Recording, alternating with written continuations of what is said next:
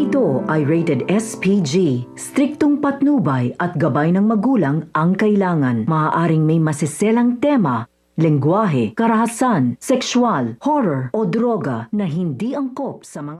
Nabisto na nga ni Jeff at ni Andrea na nakatira nga sa kanilang bahay itong si Manuel at ang kanyang anak na si Jessica.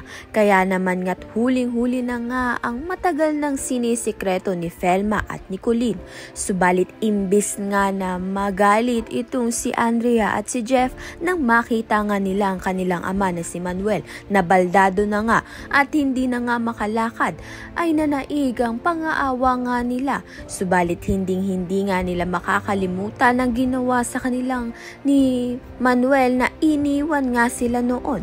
Hindi nga masisisi ni Andrea at ni Jeff itong si Colleen kung bakit nga hindi nga niya maiwan ng kanyang ama na si Manuel. Sa kabilang banda naman nga naging maayos na nga muli ang relasyon nito ni Manuel at ni Felma dahil nga nagkapatawaran na sila. At dahil nga sa tensyon, hindi na nga nila napigilan ng isa't isa at may nangyari na nga sa kanila. Masaya naman nga itong si Manuel, subalit itong ang si Felma ay may pangdadalawang isip pa nga dahil kasal pa rin nga itong si Manuel dito nga kay Hazel. Kaya naman nga't yan at iba pa ang dapat natin pakaabangan.